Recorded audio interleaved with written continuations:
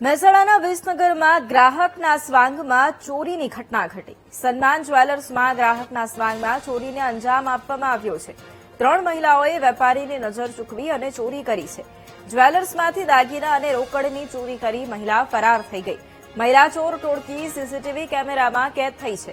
સીસીટીવીના આધારે પોલીસે તપાસ પણ હાથ ધરી છે।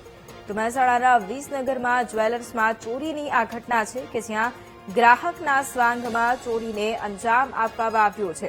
3 મહિલાઓએ વેપારીની નજર ચૂકવી અને ચોરી કરી છે। સન્માન જ્વેલર્સમાં આ ઘટના ઘટી છે। જ્વેલર્સમાંથી દાગીના અને રોકડની ચોરી કરવામાં આવી છે અને ત્યારબાદ આ ચોર ટોળકી ફરાર થઈ ગઈ હતી। મહિલા આ ચોર ટોળકી કે જે સીસીટીવી કેમેરામાં કેદ થઈ છે અને આ જ સીસીટીવીના આધારે હવે પોલીસે પણ તપાસ શરૂ કરી છે।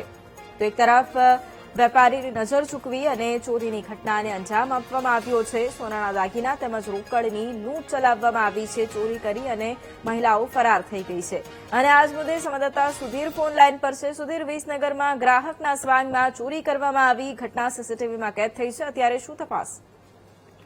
જી, જે વિસનગર શહેરમાં સામાન્ય જ્વેલર્સમાં જે દુકાનમાં ચોરીની ઘટના બની હતી, જે 3 અજાણી મહિલાઓ જે દુકાનમાં ઘૂસી અને ચોરી કરી હતી, જે વેપારીના જે પિતાની નજર ચૂકવી અને જે અજાણી મહિલાઓ ચોરી કરી અને રફુચક્કર થઈ ગઈ હતી અને દુકાનમાંથી 2.5 લાખ રૂપિયાની રોકડ રકમ સહિત દાગીના સહિત 2,00,000ના દાગીનાની પણ ચોરી કરી હતી અને કુલ 9,52,000 રૂપિયાનો મુદ્દામાલ લઈ અને ચોરી કરી અને રફુચક્કર થઈ ગયા છે। અને હાલ તો વિસનગર શહેર પોલીસ સ્ટેશન જે સીસીટીવીના આધારે તપાસ હાથ ધરી છે। જી બિલકુલ, આભાર સુધીર તમામ જાણકારી માટે।